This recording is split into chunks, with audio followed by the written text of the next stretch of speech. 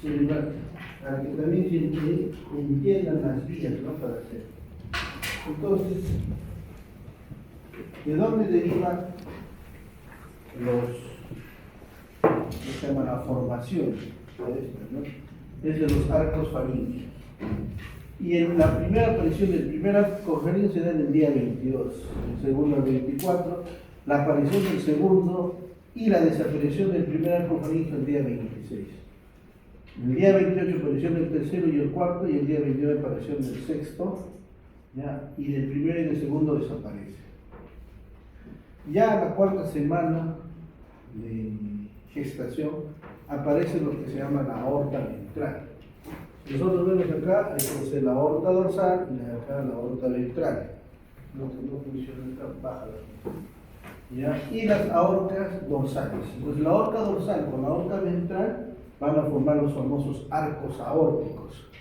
¿Ya? Estos son los famosos arcos aórticos. Acá tenemos la aorta dorsal y acá tenemos la aorta ventral.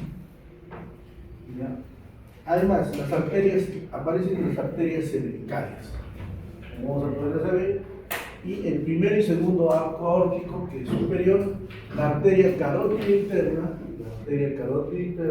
y las arterias carótidas externas, que están más laterales. ¿Ya? ¿Y por qué no lo pones? Sí.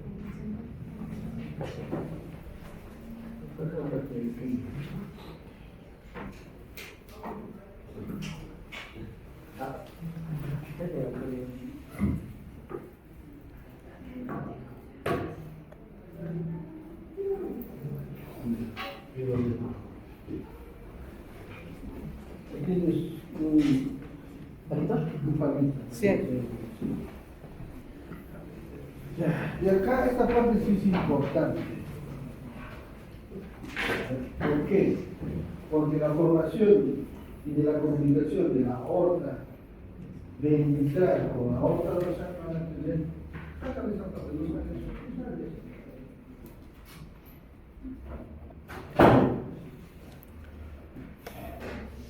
Van a tener comunicaciones que se da en el feto. ¿Ya? Y las anastomosis temporales que se van a dar, las anastomosis son la trigeminal, la óptica, la hipoglosa, la proatlantoidea intersegmentaria, y la más importante es la arteria comunicante posterior. ¿Ya? Entonces, como lo ven acá, ¿ya? La trigeminal, tenemos la óptica, la hipoglosa, la proatlantoidea, ¿ya? Y la más importante, pues, la arteria comunicante posterior. ¿Qué va a comunicar? La arteria comunicante posterior. La arteria comunicante posterior, la arteria carótida interna, la arteria carótida interna, ¿con qué? Con la arteria cerebral posterior. ¿Ya? Esa es la más importante de todas. ¿Y por qué es importante? Porque todas estas, ¿qué hacen? Degeneran, se cierran. Y la única que permanece, y la que queda permanente en el adulto, es la arteria comunicante posterior. Es muy importante. ¿Por qué? Porque hay una patología llamada persistencia. No es persistencia, es presencia de la arteria comunicante posterior, en la cual tiene mayor calibre que la arteria cerebral posterior. Además, aparecen las arterias vertebrales. Entonces estamos hablando acá de las aortas dorsales, las aortas ventrales, ¿no? Las arterias, ¿cuáles serían estas? Cerebrales. No, las arterias carótidas comunes. ¿Ya? Para acá sale la carótida externa y la carótida interna. Y estas son las persistentes. Y la única que queda acá ya va a ser la comunicante posterior. Además, la séptima arteria subclavia, ¿ya? De C7, de esta parte C7, aparece la arteria subclavia. A la sexta semana, bueno, ya se define mayor, las comunica la arteria carótida común, en carótida externa, carótida interna, y como se dan cuenta, todas estas desaparecen. La que persiste es la arteria comunicante posterior, que va a comunicar el sistema anterior, que es el carótida interna, con el sistema posterior, que es el sistema vértebro-básica. A la séptima semana aparece involución del sexto arco aórtico, involución de la arteria dorsal derecha y la arteria longitudinal neurales también aparece. Y a la octava semana ya tenemos definido esto. Tenemos la famosa aorta, el callado de la aorta, el tronco brachiocefálico, la carótida común izquierda, del tronco brachiocefálico, la carótida común derecha, la subclavia derecha.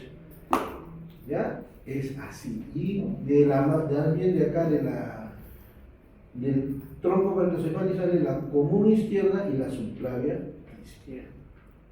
¿Ya? Y son las diferentes formaciones o descripciones que se dan en el arco aórtico. De ahí, ¿no? Por ejemplo, ¿no? Tenemos, es parte de la arteria ventral, los arcos aórticos, la arteria carótida común, la carótida externa, la carótida interna, y estas son las comunicaciones que son pasajeras, que van al final cerradas. Y luego, ya hablando de la arteria carótida interna, hay varias clasificaciones. Y las clasificaciones actuales que se forman son esta, que es la clasificación de Boutelier, es más anatómica, ¿ya? Y ahorita vamos a ver a otras clasificaciones de Roth. Boutelier y Roth, Roth y Givo clasifican, que esa es más quirúrgica, como lo vamos a ver. Y la arteria carótida se divide en el segmento C1, que es el cervical, está a nivel del cuello. Cuando ingresa al peñasco, aparece el segmento petroso, en la región petrosa, es el C2. ¿Ya? Luego da una vuelta, hace como un sifón, no es un sifón, se vuelve vertical, se vuelve horizontal y da el tercer segmento, que es el segmento lacero. ¿Ya? ¿Por qué? Porque a este nivel está el ligamento petrolingual. Cuando han hecho ustedes en la base del cráneo, en la región petrosa, tienen que insecar el ligamento petrolingual. Es pregunta de examen, es mucho que se pregunta de este ligamento. ¿Por qué? Porque determina quién, el segmento C3 del segmento C4. Y el segmento C4 es el ya intracerebral, que es el segmento cavernoso, donde está el seno cavernoso. El segmento C5, hacia adelante está la clinoides anterior y hacia atrás la clinoides posterior, por eso se llama el segmento clinoideo. C6, el segmento C6, aparece hacia adelante y por el agujero óptico aparece la arteria oftálmica y ese es el segmento oftálmico. Y el C7 aparece esa arteria, que es la comunicante posterior, por eso aparece el segmento común. ¿Ya? Esta parte de la circulación cerebral que no la vamos a ver, ¿ya? De acá, que es la parte de circulación, la fisiología la van a hacer posterior, pero de acá, lo que quiero decir es del polígono de Willis, ¿ya? No existe pedículo vascular único. Las arterias cerebrales se conforman funcionalmente como terminales y están reguladas por el polígono de Willis. ¿Ya?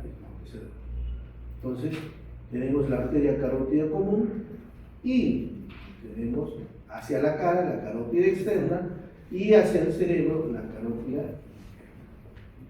Y entonces ahora nos vamos a describir netamente la carótida interna. Y tiene, esta es una imagen angiográfica.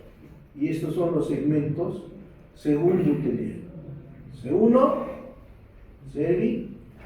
C2, petroso. C3, C4, cavernoso. C5, clinoideo. C6, oftálmico. Y C7, comunicante.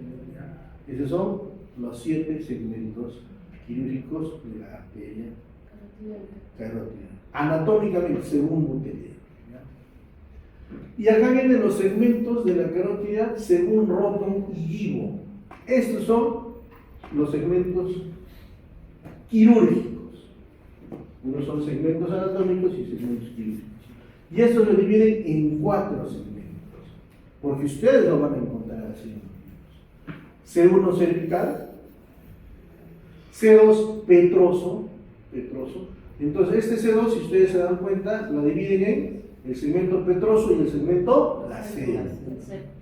¿Y por qué? Porque está intraóseo. Los aneurismas de esta zona solamente se tratan vía embolización.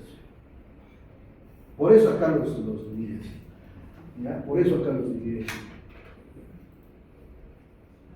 C3, que es el segmento cavernoso, o también en la anatomía lo van a conocer, lo van a llamar el sifón carotídeo. Este es el famoso sifón carotídeo.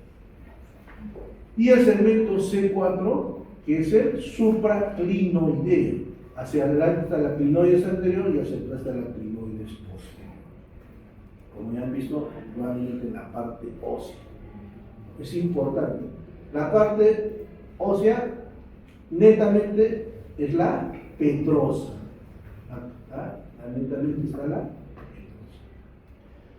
Y ahora, ¿por qué este segmento supraclinoideo? Porque esta va a dar aún 3 segmentos más. Y depende de qué, de las arterias que nacen. Primero nace la arteria oftálmica. ¿Ya? Entonces, ustedes van a ver acá la arteria, hacia adelante, la arteria oftálmica. Por ende, desde donde nace la arteria oftálmica hasta donde nace la arteria comunicante es el segmento oftálmico. ¿Ya? Hasta donde nace el segmento coroideo, el segmento oftálmico. De ahí nace la arteria coroidea anterior. Esta arteria coroidea anterior, hasta donde nace la comunicante posterior, se llama el segmento coroideo. Y del segmento coroideo hasta donde nace la oftálmica es el segmento comunicante posterior. Las últimas ramas son la arteria cerebral anterior y la arteria cerebral media. Entonces, las ramas terminales de la carótida interna, ¿quién son? La cerebral anterior y la cerebral media. Las demás son colaterales. ¿Y por qué se han determinado así? Porque a esta altura hay un aneurisma llamado aneurisma de la arteria oftálmica. A esta altura hay otro aneurisma de la comunicante, y a este segmento hay otro aneurisma llamado aneurisma de la coroidea. Por eso se han determinado así. Por eso son segmentos quirúrgicos. Roton es una clasificación quirúrgica. Bouteiller es netamente una clasificación anatómica. Entonces, lo que probablemente les tomen en el examen es los segmentos anatómicos, que son los segmentos del Niels Bohr. ¿Ya? Permítanme. Bueno. No estoy en clase, mañana pues. No estoy en clase. A las 11.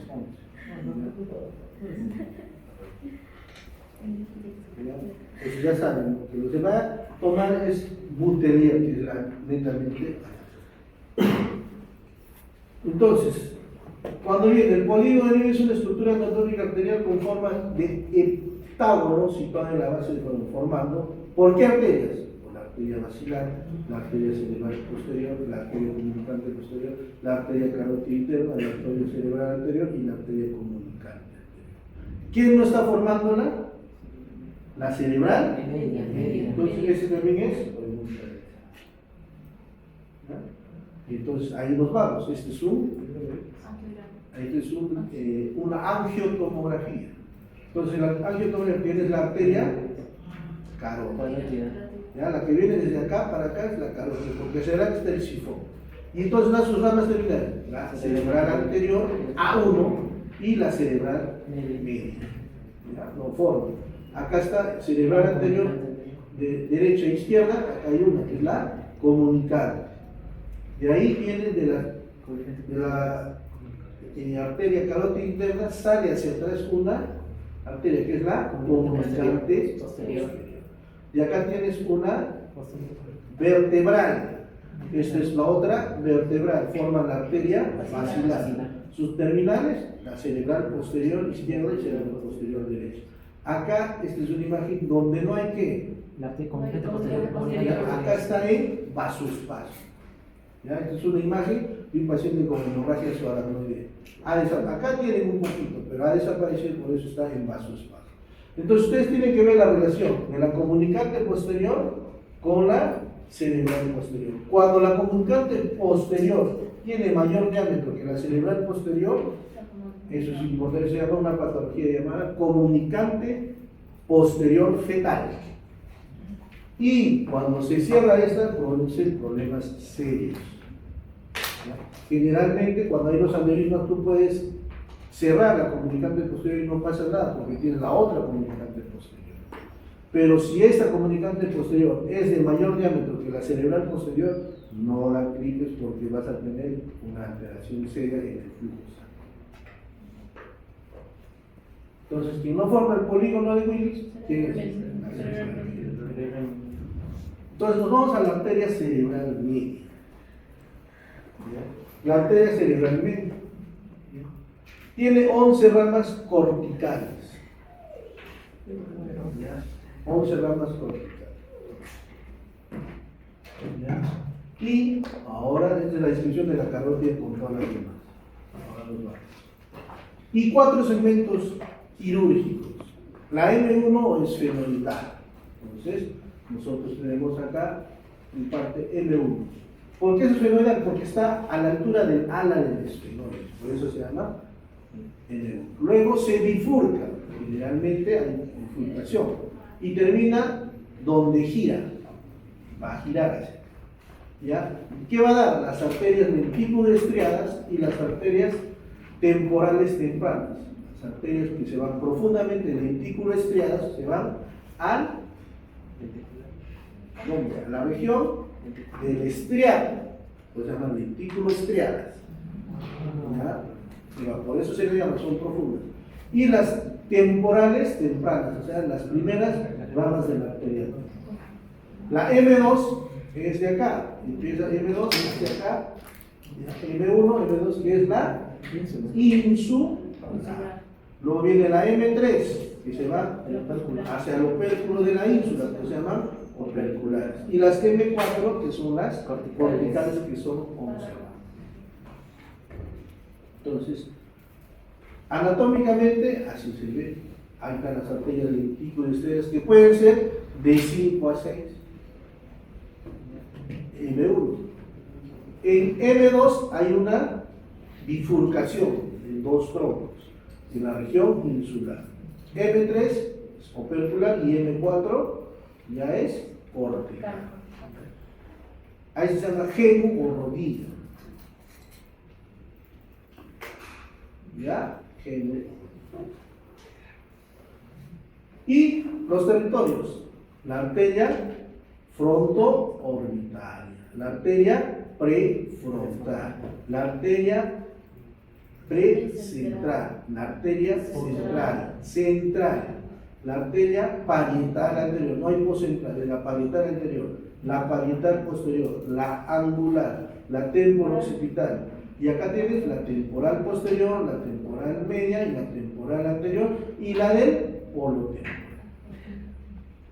Esas son sus ramas corticales de la cerebral. Ahora nos vamos a la cerebral anterior. La cerebral anterior, ¿ya? Como ustedes, acá está la carótida, para acá viene la cerebral media y aparece la A1 o empieza la cerebral anterior. O también precomunicante, porque acá está la arteria comunicante anterior. También este es el segmento precomunicante o A1. ¿Ya? Da ramos perforantes estriados superiores hacia el nervio óptico ¿ya? Va hacia el nervio óptico. Esta es la cintilla olfatoria, es la cintilla olfatoria.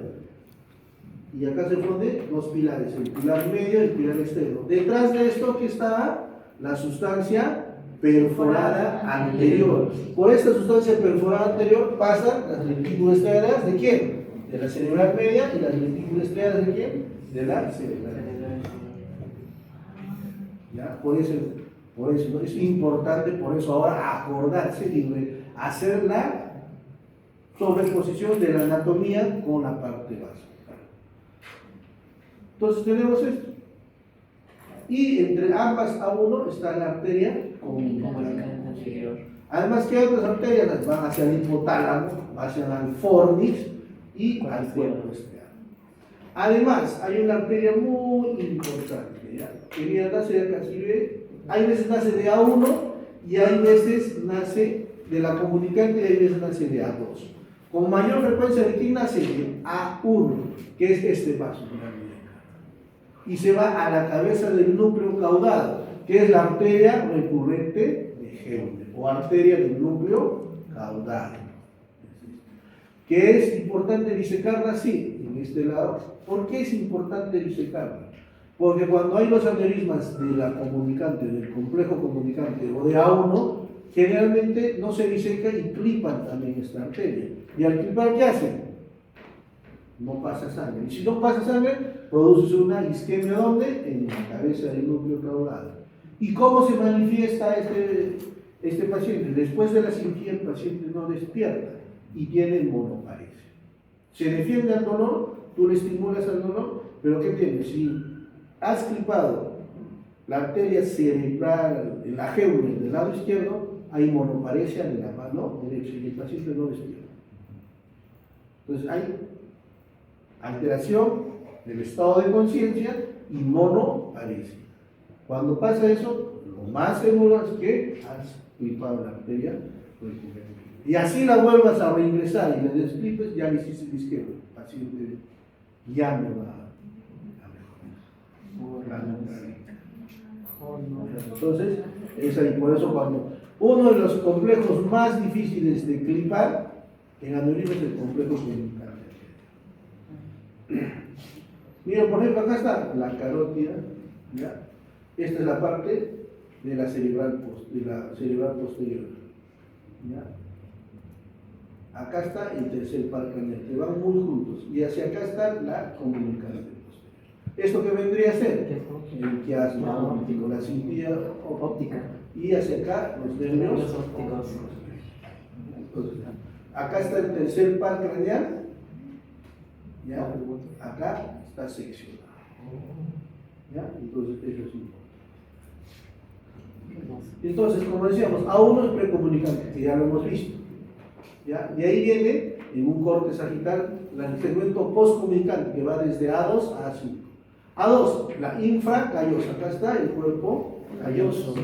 Entonces, A2 es la infracallosa. A3 es la precallosa. Ahí está la precallosa. La A4, la supracallosa. Y la 5, la posterior. ¿Cuál es la arteria pericallosa? A3. Acá es de la pericallosa. ¿Ya? Y la callosa marginal es esta, que va por arriba del cíngulo. La pericallosa y la callosa marginal, que son ramas de A3 a 4. Entonces, eso es lo que ya vemos. Son las arterias que se van en la región frontal. Ahora, importante, por ejemplo, esto es una vista anterior, un abordaje bicoronal. En un abordaje bicoronal, ¿qué tienes? Acá tienes la arteria comunicante. Hacia acá tienes ¿quién? El quiasma. A2, ahí tienes 2. Y hacia acá, mira, de A2, ¿quién nace? La arteria precallosa. Y de A3 nace la arteria pericallosa. Y de A3 nace esta, la arteria callosa marginal. ¿Ya? Ahí es donde se está viendo. Y acá ustedes la van a ver. Bueno, esto es de un corte igualmente. Bueno, son los segmentos de qué será. Nos vamos ahora a la arteria vertebral. ¿Ya? La arteria vertebral, que es el sistema, van a formar el sistema vértebro-basilar. Entonces, la arteria vertebral nace de quién? De la subclavia. Nace de la subclavia. La séptima vértebra no tiene, cervical no tiene agujero transverso, aparece desde la sexta. Entonces, la sexta, la quinta, la cuarta, la tercera, hasta la segunda, hasta la primera, perdón. Ya, hasta C1. Ingresa, todo esto ya una arteria vertebral. Y va a dar una rama importante hacia la meninge, la arteria meningia, y más acá arriba va a dar una rama, la arteria cerebrosa posterior-inferior, que va a dar irrigación al cerebelo, a la región posterior y también al tronco encefálico. Ahora, son asimétricas, la izquierda es más larga que la derecha. Las ramas generales, las ramas meningias, la arteria espinal posterior, la arteria espinal anterior, la pica, que es la arteria cerebrosa posterior inferior, y las arterias vulvares, como los vamos a ver. El segmento 1, prevertebral. El B2, vertebral. El B3, el suboccipital. Y el B4 es la intracraneal. ¿Ya? ¿Y por qué se divide así? Porque en cada uno de estos hay ángulo. Por eso se divide de esta manera. La arteria basilar se forma por la unión de las arterias vertebrales. ¿Ya? ¿A nivel de dónde? A nivel de la unión bulbo-pontina. De forma circunferencial, medias y paramedianas largas y cortas. ¿Termina dónde? En la unión ponto-mesencefálica. Entonces, acá vamos a tener. Tenemos una vertebral de un lado, vertebral del otro lado. ¿Ya? De acá de esta vertebral nace la cerebelosa posterior-inferior. De acá nace ya, esta es la basilar, y la basilar va a terminar en la cerebral posterior. De la basilar van a ser la arteria cerebelosa anteroinferior y la arteria cerebelosa superior. ¿Ya? Bueno, las arterias protuberenciales, la arteria auditiva interna, la arteria cerebrosa anteroinferior y la arteria cerebelosa superior. Entonces, acá lo podemos escribir mejor. Vertebral, basilar. De la vertebral nace esta, que es la cerebelosa posterior o pica. De la basilar nace esta, que es la arteria cerebelosa antero-inferior. Y acá está la arteria cerebelosa superior. Las auditivas y las pontinas. La arteria cerebral posterior nace de la bifurcación de la arteria basilar. Entonces, la rama terminal de la arteria basilar, ¿quién es? La arteria cerebral posterior. Se une la arteria comunicante posterior en el margen de la cisterna interpeduncular. ¿Ya? Ahí en la cisterna, que son las cisternas perimesencefálicas, está la cisterna crural, la cisterna ambiens, estas son las cisternas interpedunculares. Y se distribuye a la parte posterior de los hemisferios. Entonces, acá tenemos, llega ahí, la cerebral, acá viene, de acá está la cerebral posterior, acá están las comunicantes posteriores, y se viene así. Esta es la arteria cerebral posterior. Si se dan cuenta, se va hacia atrás. Y tiene segmentos, el P1, el P2A y el P2P. ¿Por qué? Porque esto va dividido, ¿por qué? Por la parte externa de la cisterna, la parte anterior de la cisterna y la parte posterior de la cisterna interpeduncular, porque este es el pedúnculo cerebral. Después, más posterior se hace la P3 y las P4 son las corticales, que son las ramas occipitales. ¿Ya? Ahí dan, por ejemplo, la P4, ya está en donde, a la altura de la cisterna, de la cisura calcánea. Y entonces el territorio de las arterias cerebrales. La cerebral media la más amplia. La cerebral anterior, que es media, la cerebral posterior, que es más posterior. Y también dan parte del tronco encefálico. En la línea media, cerebral anterior, cerebral posterior y cerebral media. Y los territorios de los ganglios basales, ¿cómo están descritos? Ya, ahí, de la basilar, como decíamos, de la arteria vertebral, ¿quién decíamos que nace? La pica, arteria cerebrosa posterior inferior. ¿Por qué es importante esto? Porque cuando hay una oclusión de la pica, hay un síndrome muy importante que aparece en la clínica, que se llama el síndrome de Wallenberg, o Wallenberg, se escribe con velocidad, Wallenberg. ¿Ya? Aparece. Por eso es la. Luego, ya de la basilar, aparece la arteria cerebrosa antero inferior y la arteria cerebrosa superior. ¿Ya? Es lo que te diría.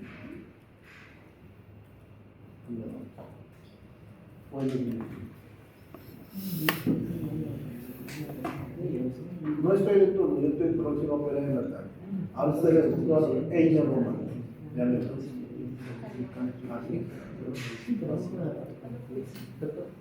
¿Qué arteria se construye de producción la inflamación a la amígdala cerebrosa? De la amígdala cerebrosa. ¿A qué arteria en específico? Bueno, no es tanto la amígdala cerebrosa, no te produce una inflamación. Pero ¿quién irriga a la amígdala cerebrosa? Acá está la amígdala cerebrosa. ¿Quién es eso? La pica. La pica. Porque acá está la amígdala cerebrosa. Sí, La pica. Evidentemente la pica da a bulbo.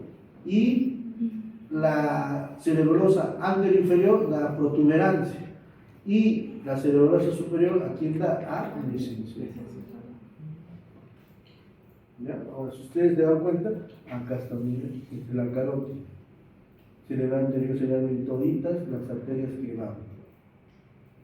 Ahora, de la cerebral posterior, también de la cerebral posterior, van a nacer las arterias corroideos posterolaterales y corroideas posteromediales, que van a irse cuando les decía, ingresar por dónde? Por el velo interpósito, van a ir a pasar por el techo del tercer ventrículo, eso lo hemos visto en la parte del tercer ventrículo. Ese es eso.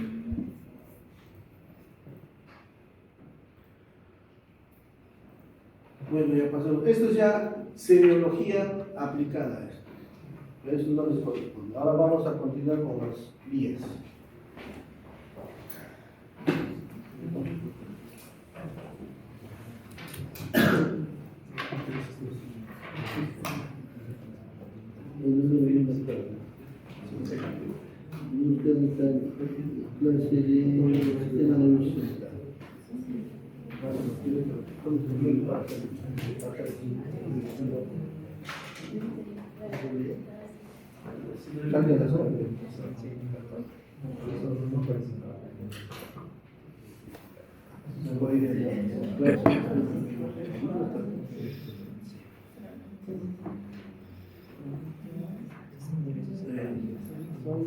No sé cómo tiene que ver.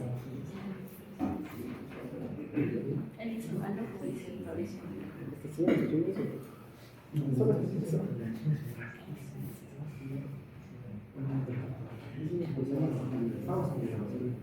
No quiero ver.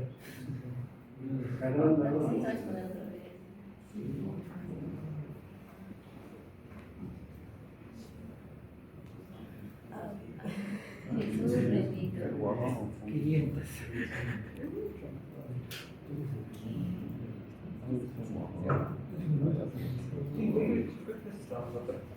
Más ya estábamos para abajo. 170 y pico estábamos con 100.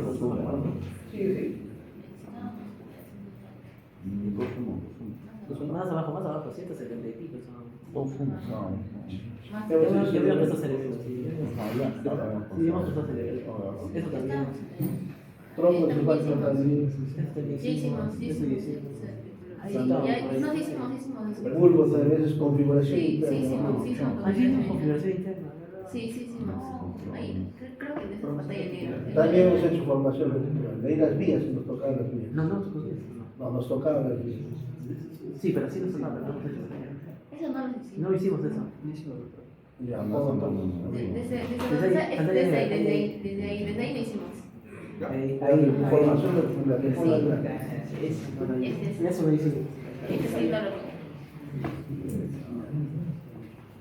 Pues ahora vamos a hacer la formación reticular, o también lo que conoce como el SARA, siempre las mujeres, SARA, Sistema Activador Reticular Ascendente, conocido como el SARA, y también tiene el Sistema Reticular Activador Descendente. ¿Ya? Pero cuando les pregunten, y esto siempre les pregunto cuando llegan quinto año, ¿no?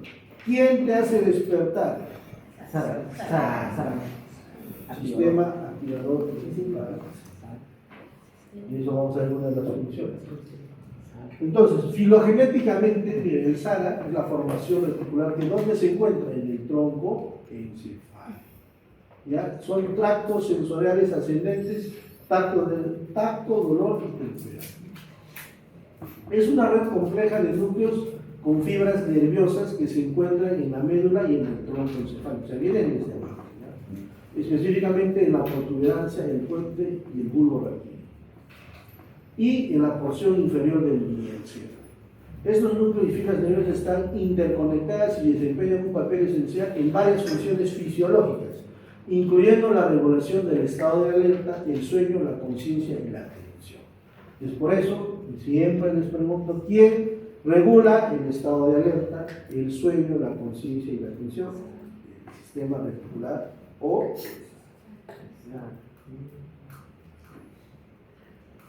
se trata de un sistema particularmente por su estructura, su topografía, sus conexiones, todo este tipo de conexiones que tiene. Y que se le atribuye actualmente el sueño y la vigilia, la regulación de las emociones, el control de los instintos, la regulación hormonal. Antes solamente se pensaba que estaba en el sueño y la vigilia, ahora ya tiene que ver en la regulación de las emociones, el control de los instintos y la regulación hormonal. Son zonas de condensación de ¿qué? De células con conexiones cortas y vías de proyección, como ustedes pueden ver. Además está formada por neuronas con axones muy cortos, dispuestos en sentido transversales o longitudinales, donde van a encerrar los famosos cuerpos celulares.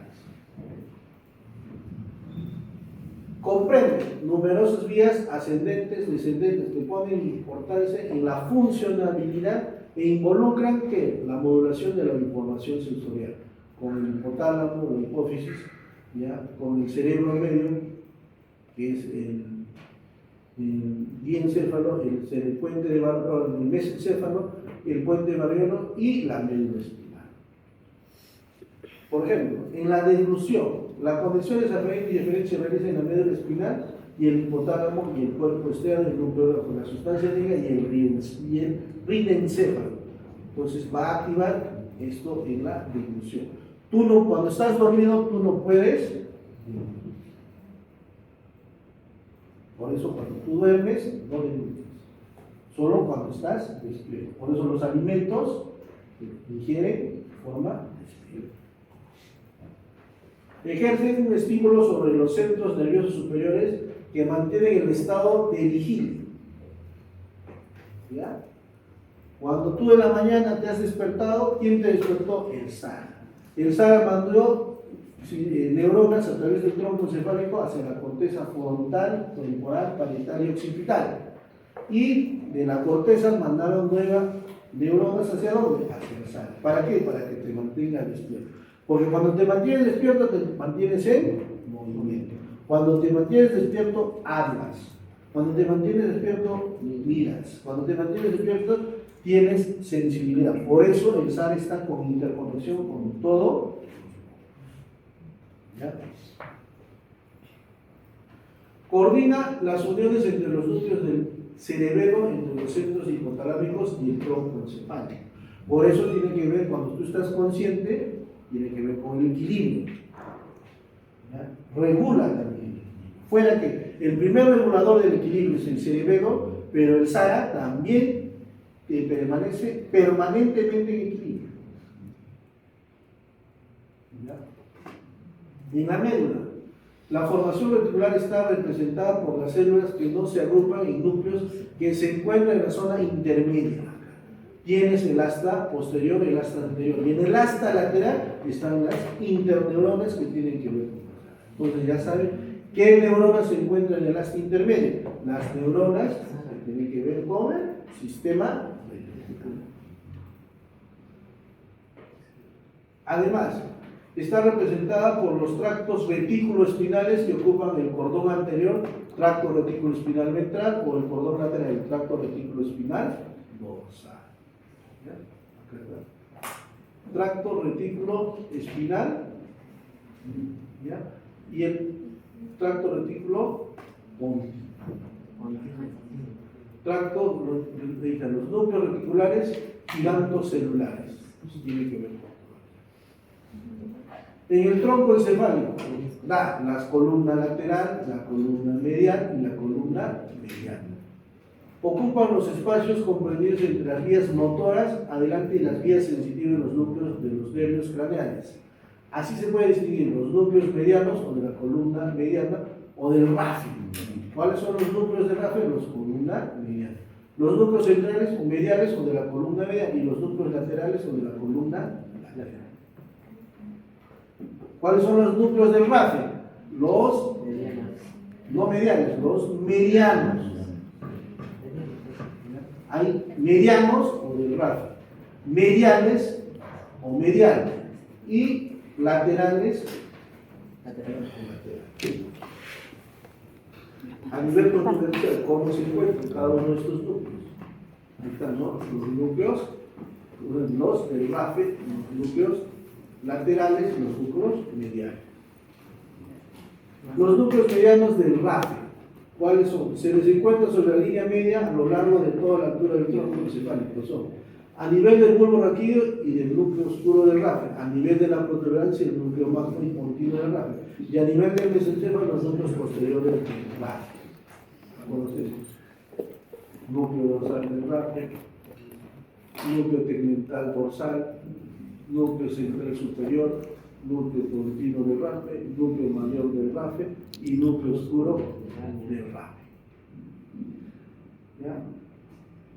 Los núcleos centrales, ¿ya? Los núcleos centrales, los núcleos mediales y los núcleos posterolaterales.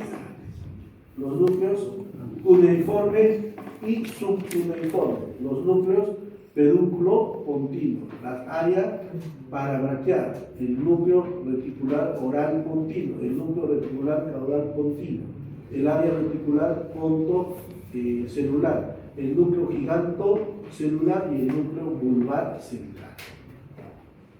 ¿Tienen en relación con qué tienen relación? Con su parte anatómica, si se dan cuenta.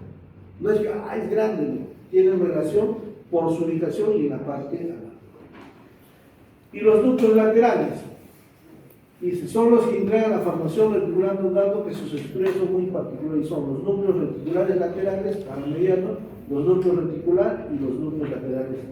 Tendrían por sus referencias diversas proyecciones sobre quién, sobre el cerebelo. Por eso tenemos el núcleo pontino retículo tegmental, el núcleo retículo paramediano y el núcleo retículo lateral. ¿Y con quién tiene que ver con el cerebelo? En el hipotálamo. En el hipotálamo tienes los núcleos subtalámicos y la zona inserta.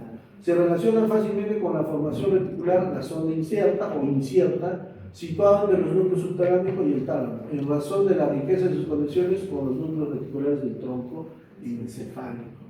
¿Ya? El hipotálamo es el que va a ordenar sobre glándula hipófisis.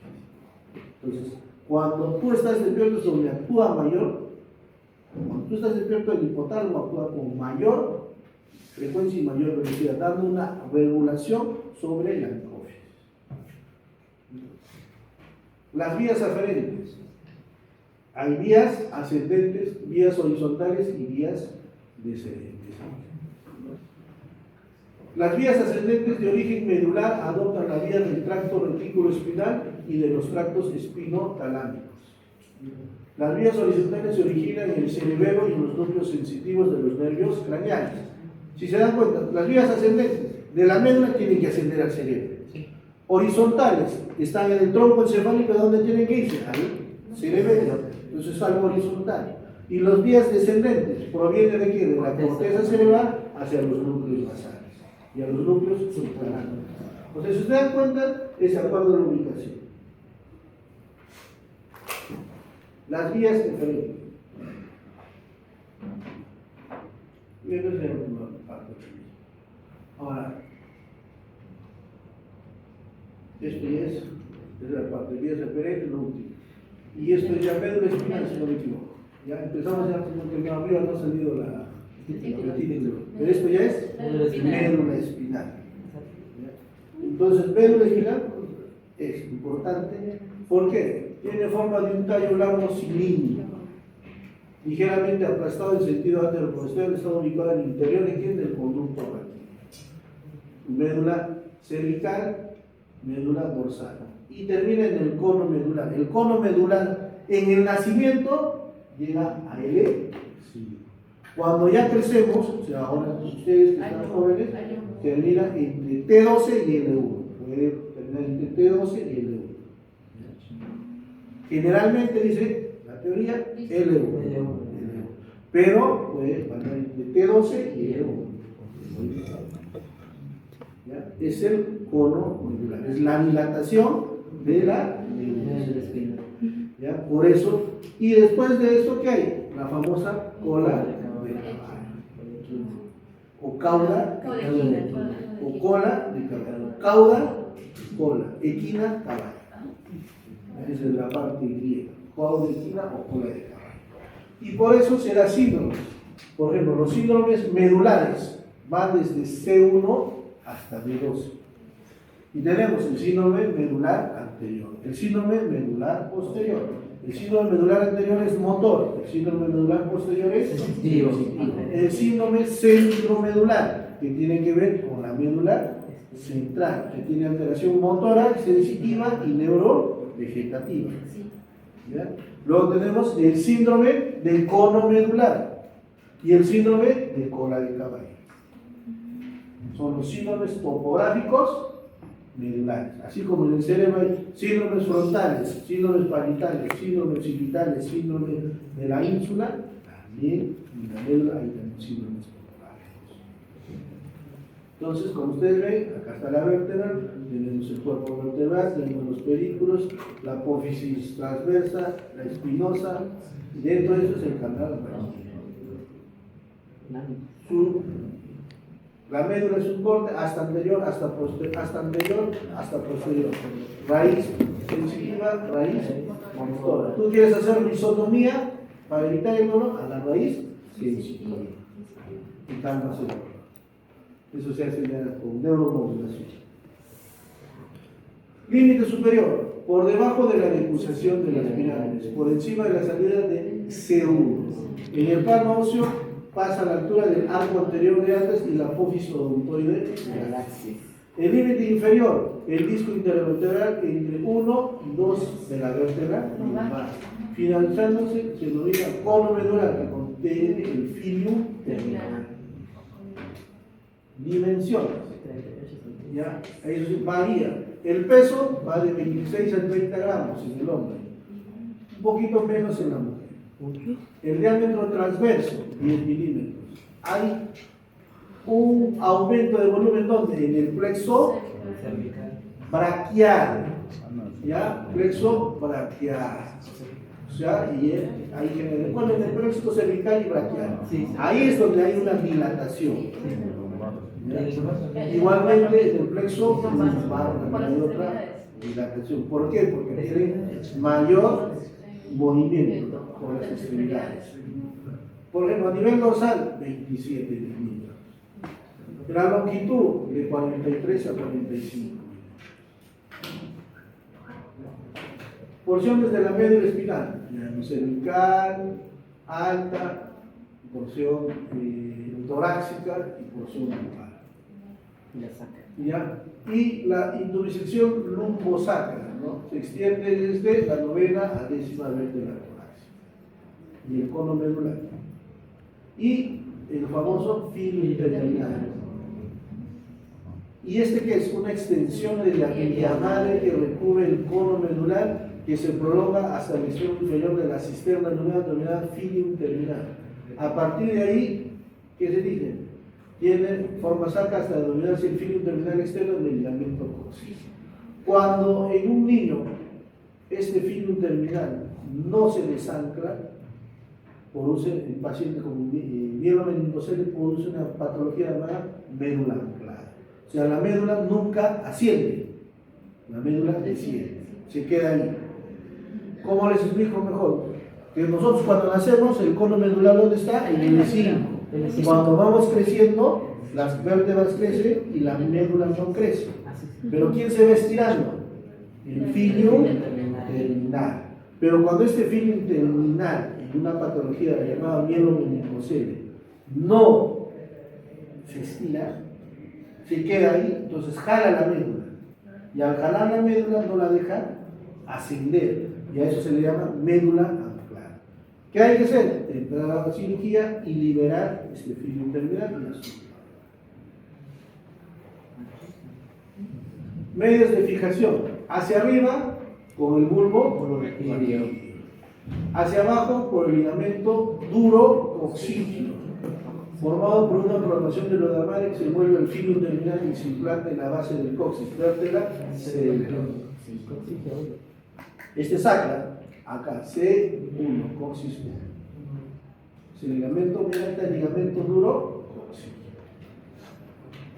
Lateralmente, presentan los nervios raquídeos y los ligamentos dentados, que están en un plano frontal cada lado de la médula espinal y mantienen unidos los pedículos vertebrales.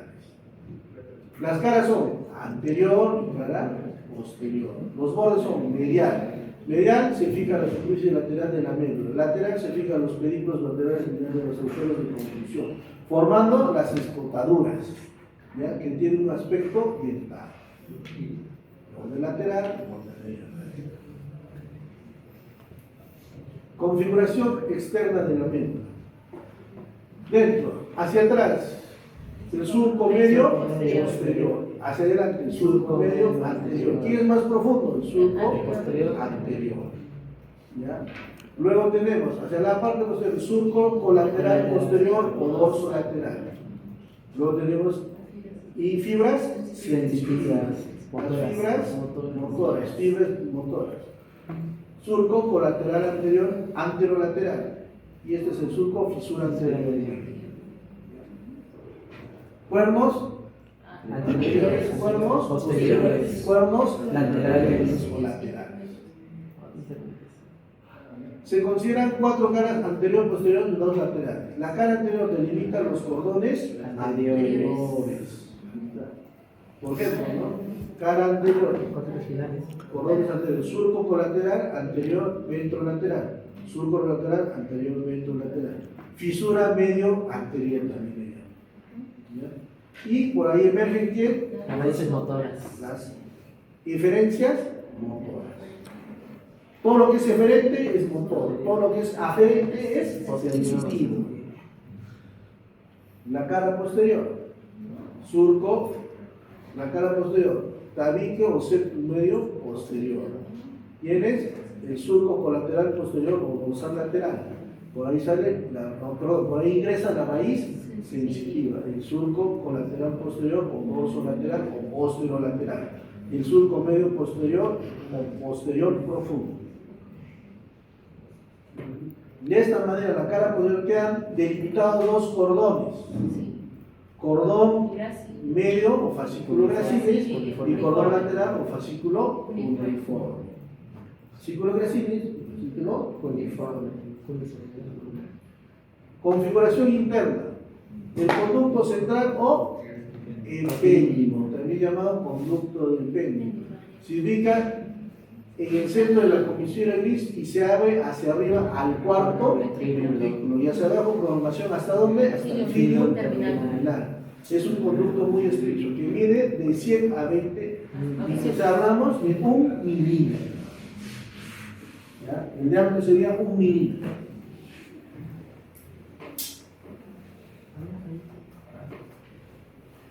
Sustancia gris. Cuernos posteriores con visura gris, asta o cuernos.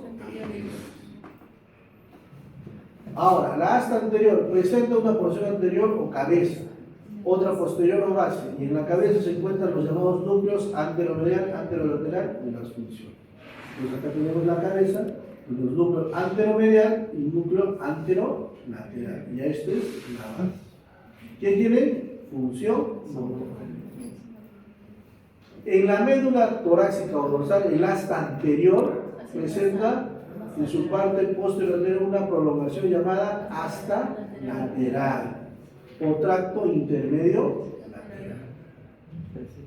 En el asta posterior es delgada y se dirige oblicuamente hacia arriba, hacia el surco colateral separado por una capa de sustancia blanca llamada zona marginal o zona de Insaure. La zona Insaure. Ahí está la zona marginal o zona blanca de Insaure. Donde está el surco colateral posterior. Es la cabeza, núcleo gelatinoso de Rolando. En el cuello, el núcleo de la cabeza de Waldeyer. Y en la base tienes el núcleo de columna de Clark y el núcleo de Western. Todo esto tiene función somato-sensitiva. ¿Ya? Pero la parte blanca donde termina el cuerno posterior se llama la zona marginal o tracto de Insaure. Fuera que tengas los núcleos gelatinosos de Rolando, el núcleo de la cabeza de Waldeyer, el núcleo de la columna de Clark y el núcleo de la columna de Western. La cabeza contiene células que corresponden a la sensibilidad estereoceptiva, táctil, dolorosa y térmica. El cuello se encuentra en células que corresponden a la sensibilidad profunda o propioceptiva, huesos, articulaciones y músculos. Y la base está ocupada por las células que corresponden a la sensibilidad interoceptiva, visceral. Entonces, si nosotros nos vamos hacia acá, esta parte sensitiva superficial, esta parte de los tendones y las osteoporosis, y esta parte de las vísceras. De eso que está diciendo. Para que se entienda de esa manera, más simple. ¿Ya? La comisura gris es una franja de sustancia gris transversal que une las dos astas anteriores y posteriores y contiene el conjunto de pelos. Salud. ¿Ya? La comisura gris posterior, función víscero-sensitiva. La comisura gris anterior, función víscero-motora. Por ejemplo, el movimiento de los intestinos, víscero-motora. La sensibilidad de los intestinos, o sea, el dolor abdominal, víscero-sensitiva. El movimiento, el tránsito intestinal, víscero-motora. A eso se refiere. ¿Ya? Tiene su núcleo intermedio medio y su núcleo intermedio lateral. La víscero-motora. La sustancia blanca se encuentra alrededor de la sustancia gris y presenta 3 cordones: el cordón posterior, el cordón lateral y el cordón anterior. ¿Es importante? Sí, es. Porque vamos a ver la sistematización de la sustancia blanca en haces ascendentes o sensitivos y haces descendentes o motores. Las vías ascendentes o sensitivas deben distinguirse de la sensibilidad estereoceptiva o cutánea, la de la sensibilidad propioceptiva o profunda y la de sensibilidad interoceptiva o visceral. Son 3 tipos de sensibilidad: estereoceptiva o cutánea, propioceptiva profunda, interoceptiva visceral. ¿Ya? ¿Está claro eso? Son 3 tipos de sensibilidad. Vía de la sensibilidad estereoceptiva cutánea: la termoalgesia, temperatura y dolor, espino talámico lateral. Sensibilidad táctil protopática, grosera, espino talámico anterior. Sensibilidad táctil epicrítica, fina, tacto Fino. ¿Ya? Entonces, esas tres son estereoceptivas o sensibilidad superficial consciente. Incluye la sensación de tacto, frío, calor y dolor, táctil, térmica y dolorosa. Sensibilidad protopática. Permite apreciar sensaciones cutáneas groseras como el dolor y los cambios extremos de temperatura. Sensibilidad discriminativa o epicrítica.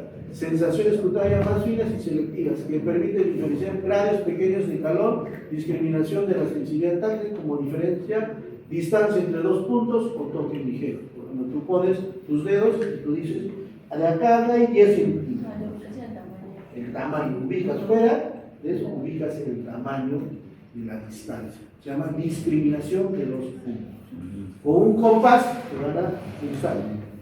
Y tú tienes que sentir la piel de dos puntos. Eso también se examina. Cuando hagan semiología tienen que hacer. Vías de la sensibilidad propioceptiva o profunda. Es la de las articulaciones y de los músculos. Desempeña una acción muy importante en la actividad musculares, ¿ya? Ayudando al sentido de la actitud. Para ver qué actitud estás, parado, echado, sentado, dormido. Es una sensibilidad consciente. Va con Paul y Burles. E inconsciente, espino cerebroso ventral cruzado o de Bowers. Y el espino cerebroso dorsal o directo, que es el de Flashing. Bowers cruzado y flashing directo. Vía de la sensibilidad interoceptiva, transmite la sensibilidad visceral. Los vías siguen un recorrido paralelo a la sensibilidad somática. Vías descendentes motoras, y ahorita vamos a ir a toditas a describir las unas y las otras. Se distingue la vía motora voluntaria proveniente de las circunvoluciones precentrales de la corteza del cerebro. Motricidad de origen cortical, la vía piramidal, tracto córtico espinal lateral, piramidal cruzado, tracto córtico espinal anterior, piramidal directo. El 80% de la vía piramidal es cruzada, el 20% es directa. Motricidad de origen subcortical, vía extrapiramidal. ¿Cuáles son? El tracto rubroespinal, ¿provienen de quién? Núcleo rojo. El tracto olivoespinal, por la oliva. El tracto reticuloespinal, el núcleo reticular. El tracto tectoespinal, el tectum. Y el tracto vestíbuloespinal, los núcleos vestibulares. Entonces, ¿cuáles son las vías extrapiramidales? Rubroespinal, olivoespinal, reticuloespinal, tectoespinal y vestíbuloespinal. ¿Ya? Son las 5 vías extrapiramidales. El cordón anterior, ahora nos vamos.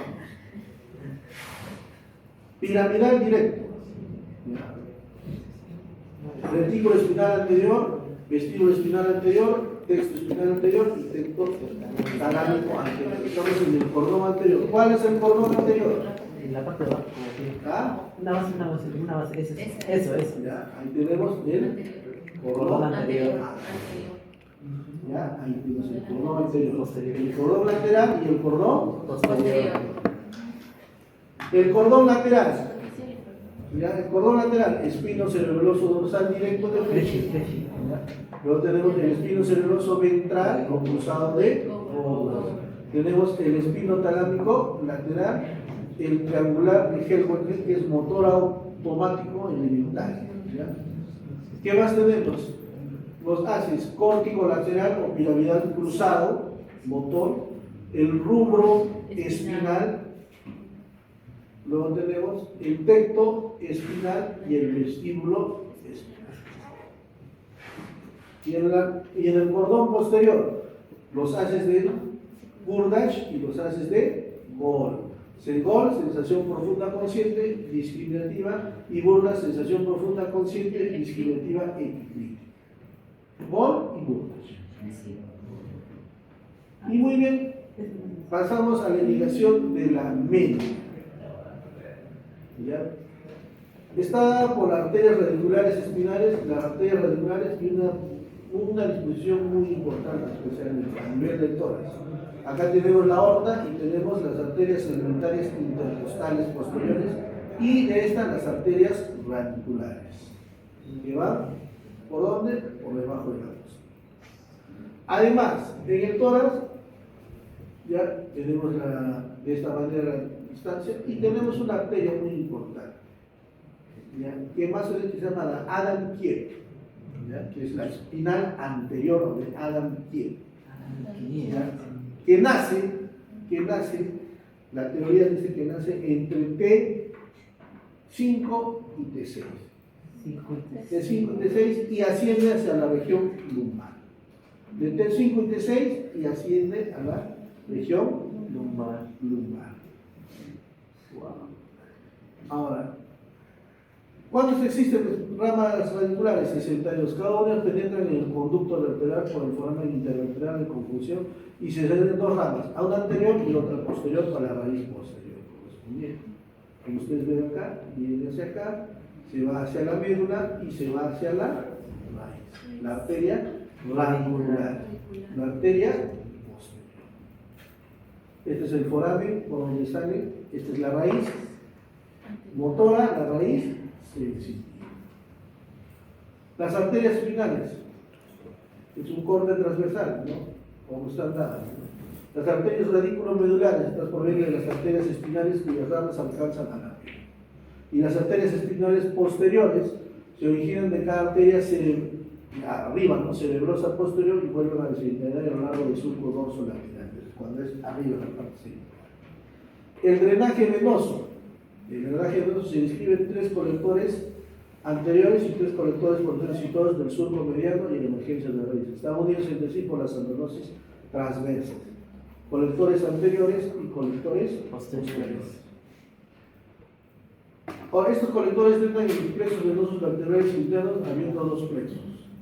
El plexo anterior en el cuerpo vertebral y hacia la parte anterior del canal y el plexo posterior que va en el arco posterior. Y ahí viene lo que es a nivel, los plexos coroidales a nivel de los ventrículos laterales, componen del plasmático.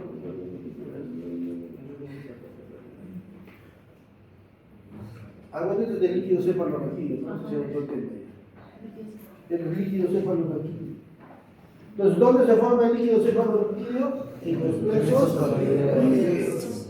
Eso es el 80%, y otro 20% es de una formación extra coroidea. ¿Dónde se ubican los plexos coroideos?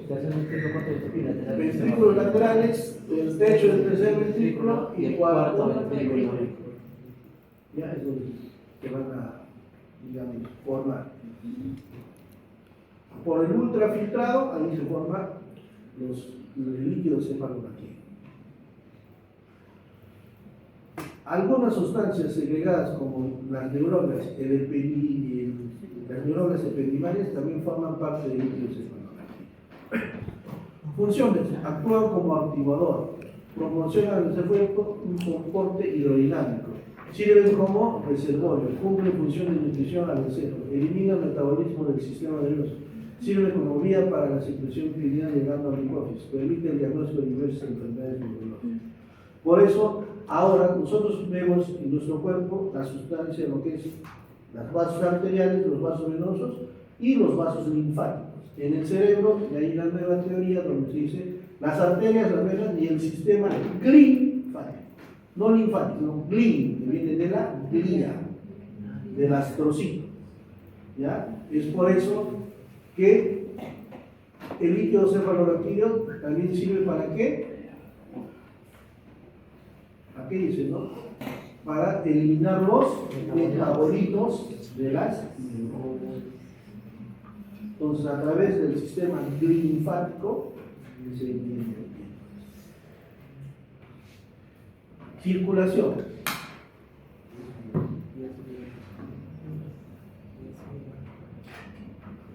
Laterales. Ventrículos laterales. Agujero De Monroe. Tercer Ventrículo. Acueducto De Silvio. Cuarto Ventrículo. central, ¿es lúcica o magente? Magente, Lúcica. Y los laterales es Magente. van el conducto del epéndilo, van cisternas. Ajá, Cisterna. Pon- Pontina, premesencefálica, cisterna plural, cisterna interpeduncular, cisterna magna. Magna. Ascienden y se reabsorben en las granulaciones del Aracnoidea. pachón, con las granulaciones aracnoideas. Descienden igualmente, vuelven a ascender. Entonces, esa es la circulación del líquido. Cuando se acumula el líquido dentro de los ventrículos, produce una patología llamada hidrocefalia. En el recién nacido, la causa más común es el cierre o la agenesia del acueducto de Sion. En el adulto, la hidrocefalia adquirida más frecuente es por hemorragia subaracnoidea.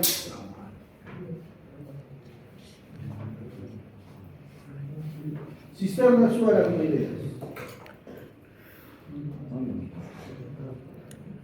Dentro de las cisternas subaracnoideas vamos a tener la cisterna optoquiasmática. ¿Por qué es opto? Porque está quiasmática. óptico. La cisterna prepeduncular, Pedúnculo. ¿ya? Está delante del pedúnculo, ¿ya? Cisterna prepontina, delante de la Del porro. protuberancia. La cisterna cerebrosa inferior o cisterna magna. Toda esta parte del cerebro. Luego tenemos la cisterna cerebrosa superior o cuadrigenital y la cisterna amplia. Luego les tenemos acá la posterior que hemos visto, la cisterna amplia, la cisterna pontocerebrosa. ¿Por qué? Porque este es el ángulo entre el puente y el cerebro, el ángulo pontocerebroso, donde hay patología del ángulo pontocerebroso, los tumores del ángulo pontocerebroso, que son los schwannomas o los meningiomas. La cisterna silviana, ¿ya? Que es el óvulo frontal, la ínsula y el óvulo temporal. La cisterna optoquiasmática, es una imagen de tomografía de resonancia. La cisterna prepeduncular, la cisterna prepontina, la cisterna cerebelosa, la cisterna cerebelosa superior o cuadrigeminal y la cisterna amplia. Y las vías de conducción.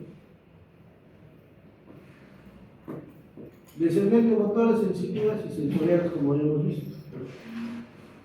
Este es el resumen de la vía motora piramidal, la vía de la oculocefalogía, la vía de toras occipito mesencefálico, la vía de rubro espinal o de von Monaco o de pórtico póntico cerebro rubro espinal. Así se llama la vía de von Monaco. Esto es, siempre preguntan, la vía de rubro espinal de von Monaco, que es la vía córtico, póntico, cerebro, olivo, rubro espinal. Y la vía subcortical es la estioespinal directa y la estioespinal indirecta.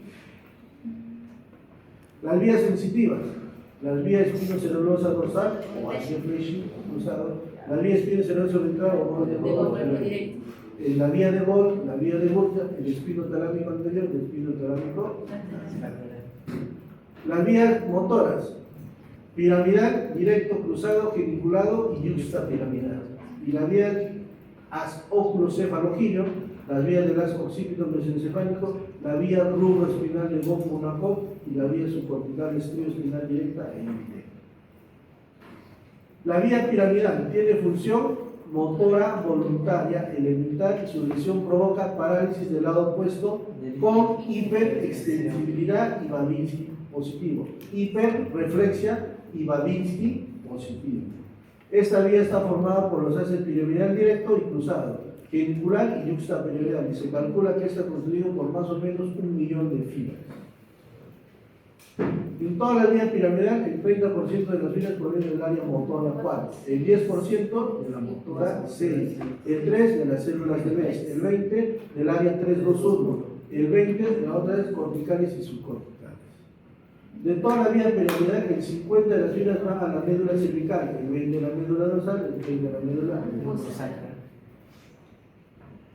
Entonces ahí tenemos la piramidal directo o córtico espinal. Nace en el área 4, primera intermedio. Baja por dónde?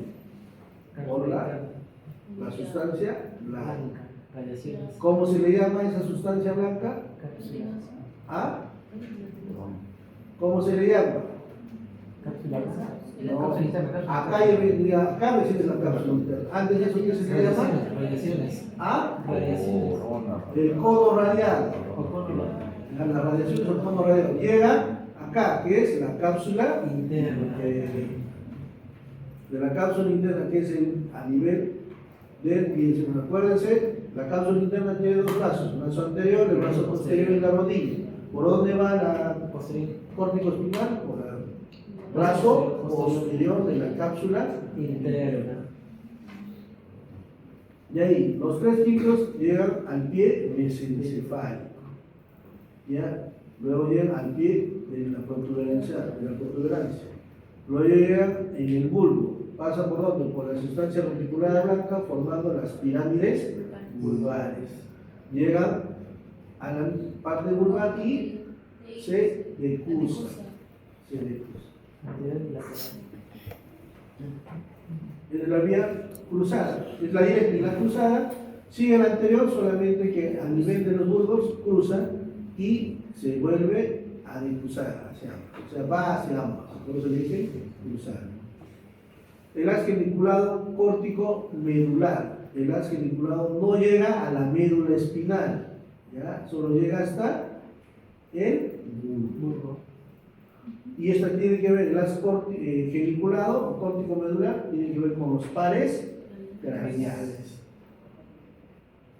El haz yusta piramidal, ¿ya? Es el que va a tener 3 neuronas o el del asta anterior de la médula. La única que tiene 3 neuronas de la parte motora es el haz yusta piramidal.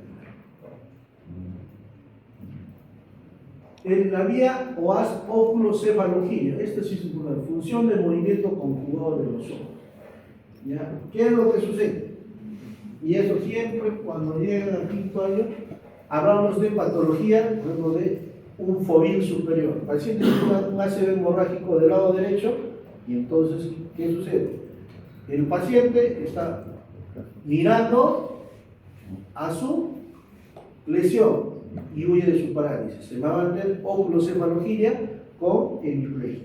Cuando hay un ACV hemorrágico en el lado derecho, digamos en la corteza derecha, hay una hemiplegia izquierda, pero hay una oculocefalogía hacia el lado derecho. El fovil superior dice que el paciente mira su lesión y huye de su parálisis. ¿Ya? ¿Por qué? Porque está con los ojos mirando donde está lesionado, pero la parálisis, entonces los ojos huyen de su parálisis. Eso te dice que es un fovil superior. ¿Ya? Entonces llega el paciente, ¿qué tiene eso? ¿Por qué los ojos y la cabeza están volteadas? No sabe. Ahí está. ¿Por qué? Porque está lesionada la vía de las oculocefalogías. ¿Qué tiene que ver? La función del movimiento conjugado de los ojos. Tú puedes mirar un ojo para acá y el otro para el lado derecho. No se puede. ¿Es el techo espinal? No es el texto. Entonces, ¿qué es lo que sucede ahí? ¿Qué es lo que sucede? Por ejemplo, ¿no? Cuando dices, no, como hace aquí, para la derecha y de izquierda a derecha, tú no puedes abrir los ojos. Solamente en el reflejo de acomodación, cuando tú acercas tu dedo, los ojos se juntan. Es el único reflejo donde tus ojos van en el mismo, van en sentidos opuestos. ¿Ya? En cambio, tú mueves hacia arriba, hacia abajo, izquierda, derecha. Eso es oculoginia, o movimiento conjugado. Oculocefalogía, te llaman por allá, pues es eso. Te llaman por acá, es eso. Ya que generalmente está asociado a oculocefalogía. Y acá, ¿qué es lo que sucede? La primera neurona de la zona 8 de la corteza, de la área de la cefalogía, es el área 8, es la que nos va a hacer el movimiento. Si se activa del lado derecho, nos va a hacer el movimiento así, solamente de la cabeza. ¿Ya? Desciende junto con ¿quién? Con los haces piramidales, sobre todo ¿quién? Sobre todo el lado genicular. Las segundas neuronas en los núcleos del tercer y cuarto par craneal, llegan a los núcleos del tercer y cuarto par craneal que se encuentran ¿en dónde? En el mesencéfalo. Ahí va hacia la vía piramidal y se decusa. y se va a la segunda neurona en el núcleo del séptimo par. El séptimo par, ¿por qué? Porque el séptimo par es el que te va a volar. ¿Ya? Y viene, continúa con la segunda neurona en el núcleo ambiguo del onceavo par craneal. El séptimo par es el que dobla la cabeza y el onceavo par es el que dobla el cuello a través del externo craneal más. ¿Ya? Entonces, eso es por qué actúa el movimiento. Entonces, ¿quién actúa? Conjuntamente, el tercero con el cuarto, el séptimo con el onceavo. Esa es la vía de la oncocefalogía. Vía occipito-mesencefálica. Ahí, el núcleo del tercer par craneal, el área de la corteza occipito de los movimientos reflejos de los ojos, ¿ya? El tubérculo cuadrigeral anterior superior y el pulvinar del tálamo.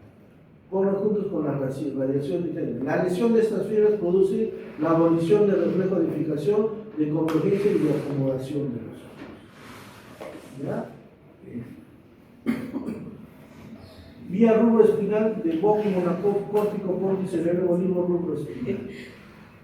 ¿Ya? Esta es la vía, que es importante. ¿Cómo es su vía? Desde la corteza premotora, de la corteza parietal, de la corteza occipital y la corteza parietal. Es la primera neurona de la corteza cerebral, pasando por los brazos anterior y posterior de la cápsula interna. Llega al intercruzamiento de quién?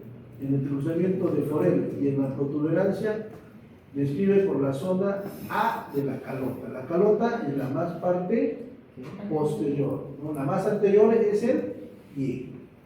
¿Ya? Esta parte. La segunda neurona es en los núcleos continuos. ¿Con quién se va? Por eso no. Córtico, póntico, cerebelo, olivo, espinal. Rubro, núcleo rojo, núcleo rojo y espinal de la médula. La vía estrio-espinal directa. La vía estrio. Primera neurona en los núcleos del cuerpo, ¿de quién? Del estriado. Pues se llama estrio. ¿De dónde? Del estriado. ¿Ya? ¿Ya? Desciende, corre por la calota del pedúnculo, desciende por la central de la calota, ¿ya? Luego va a la protuberancia en la zona A de la calota, en el bulbo corre por la sustancia reticulada gris y se ubica en el cordón posterior de la médula, dando el haz triangular de Henry. ¿Qué hace? Hace sinapsis con quién? Con la motoneurona del haz anterior, donde está la segunda interneurona. Entonces, ¿cuántas neuronas tiene la vía estrio-espina directa? 2. La vía estrio-espina indirecta, ¿cuántas tiene? También tiene 2. Solamente que acá, ¿quién hay? Tiene su iglesia, vía rubro espinal, la parte del olivo y del cerebro, que van a la tercera y cuarta neurona. La primera neurona en el estriado, la segunda a nivel de la protuberancia, perdón, del bulbo y la médula. La tercera interneurona hacia el cerebelo y la cuarta del cerebelo hacia dónde? Hacia el mesencéfalo. Las vías sensitivas. La vía espinocerebrosa dorsal o de Fletching y el raquelopsis. Entonces, la vía espinocerebrosa dorsal o haz de Fletching o directo. ¿Dónde empieza? En las vías de la corteza sensitiva. La vía de la corteza. Bueno, es donde desciende, donde termina. ¿Y dónde empieza? ¿Dónde es la primera interneurona? Ganglio posterior. El primero es el ganglio espinal. ¿Ya? La segunda, la neurona que se va a la columna de la vasa posterior de la médula. La tercera que va asciende por la columna restiforme del bulbo y llega a la corteza cerebelosa. ¿Ya? Y la cuarta va al núcleo interpósito. ¿Ya? Que son los núcleos del cerebelo, del globoso y el emboliforme, y asciende hacia la corteza se incentiva a través de la quinta neurona del tálamo. la vía espinocerebrosa ventral o de bombas. Primera neurona en el ganglio espinal. La segunda, la neurona ¿de dónde? De los núcleos de Bechdel y el asta posterior de la médula. Cruzan hacia el lado opuesto y ascienden por el cordón lateral. La tercera neurona asciende por lo que es el bulbo, asciende la protuberancia y llega ¿a dónde? A la corteza cerebelosa. La cuarta va del núcleo interpósito globoso y uniforme, y la quinta llegan ¿hacia dónde? Hacia el tálamo. Entonces esta no se hace consciente, solo llega hasta el tálamo. En cambio la directa sí se hace consciente, porque llega a la corteza. Moll y Burgach. Primera, ganglionar. Segunda, neurona. ¿Dónde van los núcleos de Moll y de Burgach? ¿De dónde? En el bulbo. ¿Dónde están? Decruza y hay entrecruzamientos sencillos uniforme, entra por la cinta de rey medio que está incompleta porque es la espinotalámico anterior, ya, cinta de rey medio completa ya hacia arriba.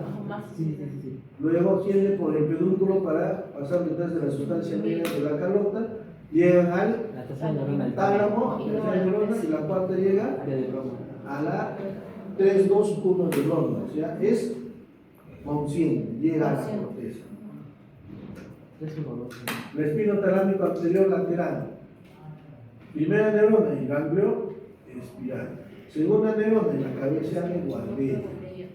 ¿Ya?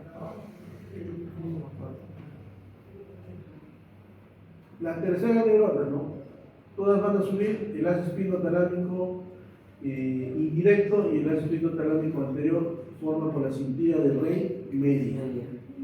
Llegan al espinotalámico indirecto y el espinotalámico anterior a nivel de la protuberancia. Llega a la tercera neurona, ¿en dónde? En el tálamo. No llega a ser consciente. Los núcleos de Moll y de Burgach, de la misma manera, cintilla del rey medio incompleta, cintilla del rey medio completa.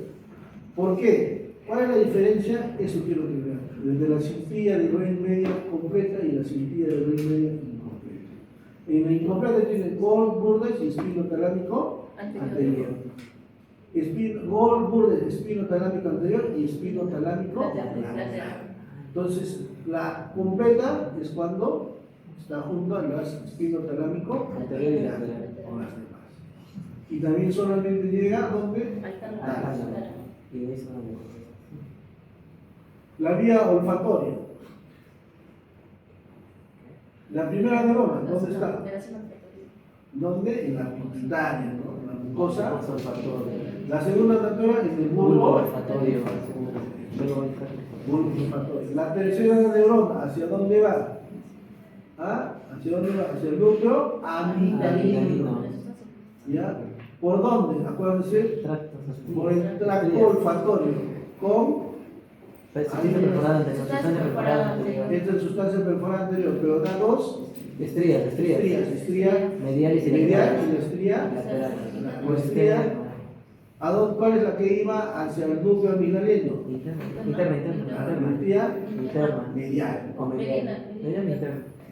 Y entonces a donde llega la estría interna o medial, el núcleo amigdalino, donde llega la tercera neurona.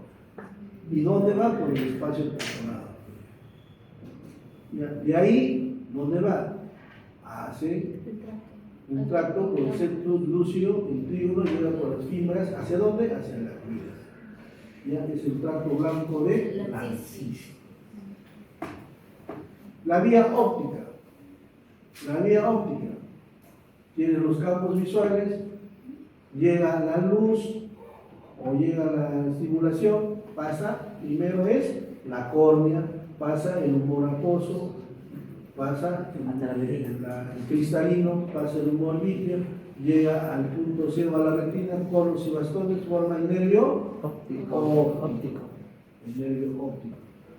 Las mediales se entrecruzan formando el quiasma óptico. Acá hay un síndrome quiasmático, ¿ya? Un síndrome,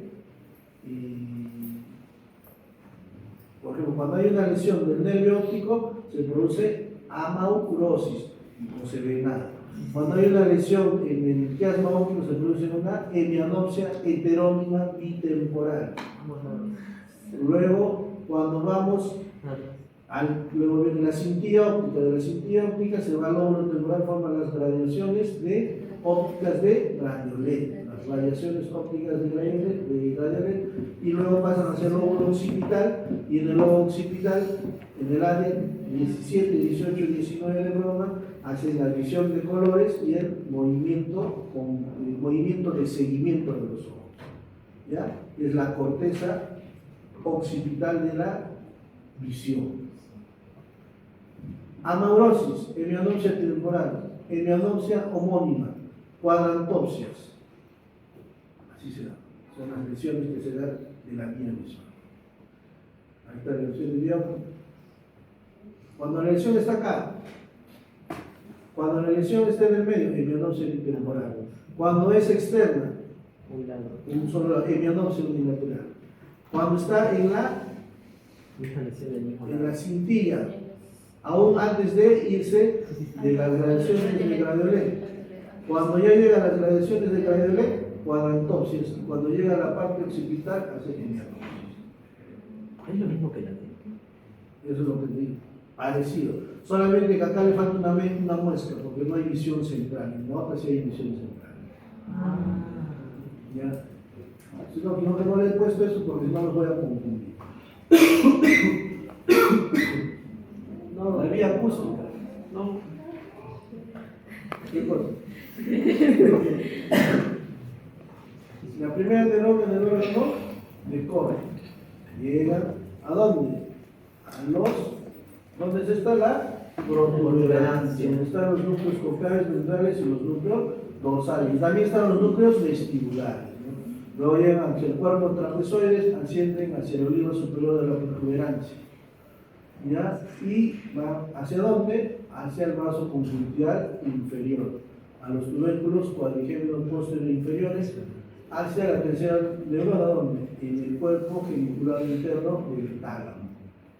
Y se van hacia dónde? Hacia la corteza temporal, donde está la vía